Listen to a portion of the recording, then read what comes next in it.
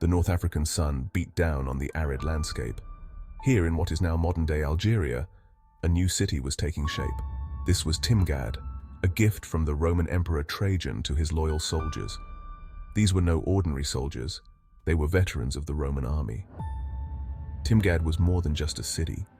It was a symbol of Roman power and organization. The city was carefully planned, a testament to Roman engineering and ambition. From the outset, Timgad was designed to be a self-sufficient community. The veterans who came to Timgad were a diverse group. They came from all corners of the Roman Empire. Some were hardened veterans of many campaigns, bearing the scars of battle. Others were young men eager to start families and put down roots. What united them was their service to Rome and their desire for a better life.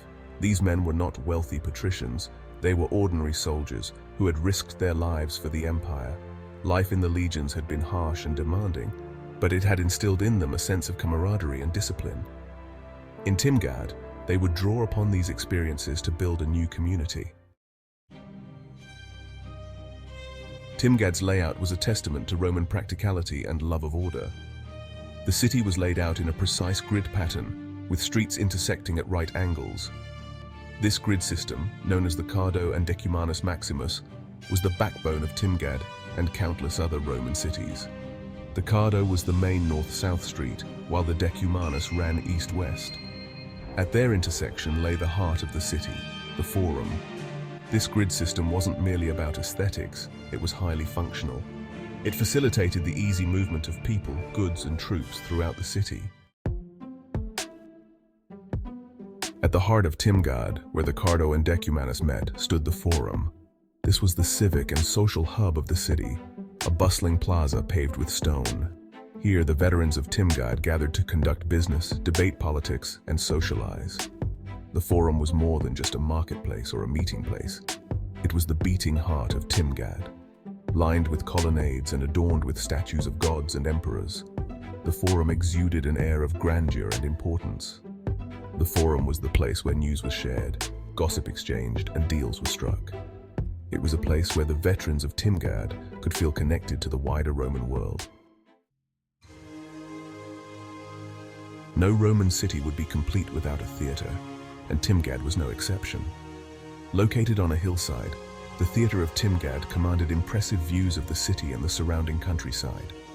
It could accommodate thousands of spectators, a testament to the importance of entertainment in Roman society. The theater was more than just a place of entertainment. It was a powerful tool for social cohesion. As they watched tragedies, comedies, and even gladiatorial combats, the veterans of Timgad were reminded of their shared Roman identity. The theater was a place where social hierarchies seemed to melt away. Rich and poor, citizen and freedman, all sat together, united by the spectacle unfolding before them. Standing tall at the edge of the city was the Triumphal Arch of Trajan, a monument to Roman power and imperial ambition. This grand structure, with its imposing presence, served as a gateway to the ancient city, welcoming all who entered with a reminder of Rome's glory. Built to commemorate Trajan's victory over the Dacians, the arch was a symbol of Rome's reach and might. The detailed carvings on the arch told the story of Trajan's military prowess and the empire's expansion, immortalizing the emperor's achievements in stone. For the veterans of Timgad, it was a daily reminder of the empire they had served and the peace and prosperity it brought.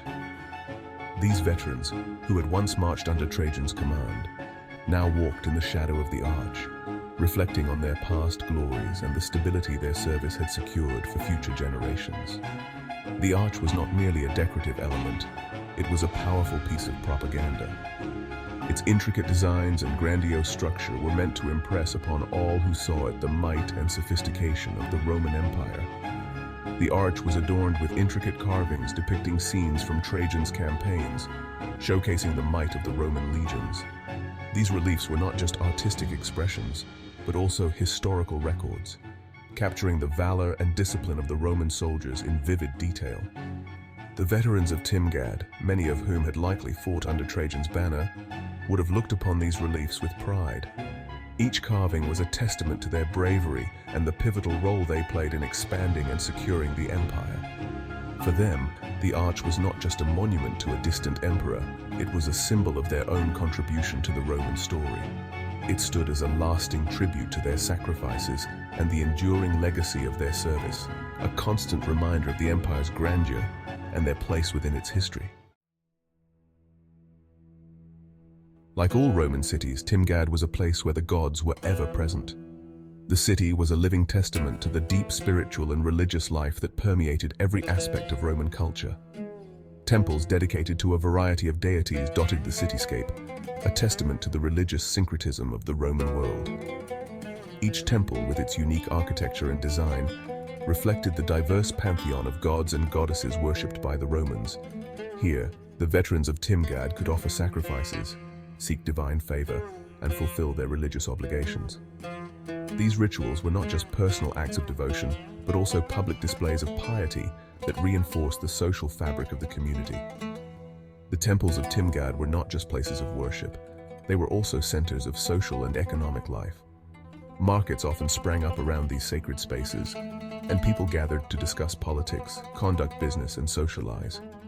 Festivals and religious processions were regular occurrences, adding a splash of color and excitement to the city's rhythm. These events were eagerly anticipated and brought the community together in celebration and reverence. The most prominent of these temples was dedicated to Jupiter Capitolinus, the king of the gods. This grand temple was a focal point of religious life in Timgad, drawing worshippers from near and far. Its imposing columns and grand facade dominated the forum, a constant reminder of the divine order underpinning Roman society. The temple's architecture was designed to inspire awe and reverence, reflecting the power and majesty of Jupiter himself. These temples were not merely places of individual piety. They served as important social spaces. They were venues for community gatherings, public announcements, and even legal proceedings, making them integral to the daily life of Timgad's residents. For the veterans of Timgad, life wasn't all work and worship. The city boasted several bathhouses, which were much more than just places to get clean. They were social hubs, places to relax, socialize, and engage in intellectual discussions. The bathhouses of Timgad were a microcosm of Roman society, where social barriers seemed to dissolve in the steam and chatter. Here, a veteran could rub shoulders with a wealthy landowner, a merchant, or a fellow veteran, all while enjoying the luxury of the baths. The bathhouses were an integral part of the Roman way of life, a testament to their emphasis on hygiene, leisure, and social interaction. One of the most remarkable features of Timgad was its public library, a testament to the city's dedication to knowledge and culture. This grand structure, a gift from a wealthy citizen, housed a vast collection of scrolls, offering the veterans and their families access to the world of knowledge. The library was a beacon of learning, drawing scholars and curious minds from all over the region. The Library of Timgad was more than just a repository of scrolls. It was a symbol of Roman civilization and the importance they placed on education and intellectual pursuits. It represented the Roman commitment to fostering intellectual growth and preserving the wisdom of the ages. It served as a center for learning and debate, where veterans could engage with the great ideas of their time. The library provided a space for lively discussions, where ideas could be exchanged and new philosophies explored. The library would have been an oasis of calm amidst the bustle of the city. It offered a serene environment where one could retreat from the daily chaos and immerse themselves in the pursuit of knowledge. Here, veterans could escape the heat of the day, lose themselves in the pages of history, philosophy, and literature. The library was not just a place for reading. It was a sanctuary for the mind, where one could find solace and inspiration in the written word. Imagine a typical day in the life of Gaius Valerius, a veteran of the legion now living in Timgad. The sun rises, painting the desert sky in hues of orange and pink. Gaius rises early, as is his habit from his years in the legions. After a simple breakfast of bread and olives, he heads out to his fields just outside the city walls. He grows olives and grapes, staples of the Mediterranean diet. He works hard, his weathered hands skillfully tending to the vines. As the sun reaches its zenith, Gaius seeks refuge from the midday heat. He heads to the bathhouse, where he greets familiar faces. Today, Timgad stands in ruins, a UNESCO World Heritage Site. The bustle of Roman life is long gone, replaced by the silence of the desert. Yet, even in its ruined state, Timgad speaks eloquently of its former glory. The grid plan, the forum, the theatre, the library, all stand as testaments to the ingenuity, ambition, and organizational genius of the Romans. Walking through the ruins of Timgad, one can almost hear the echoes of the past, the chatter of merchants in the forum, the laughter of children playing in the streets. It's a humbling experience, a reminder of the impermanence of even the grandest civilizations. Timgad in its silence speaks volumes,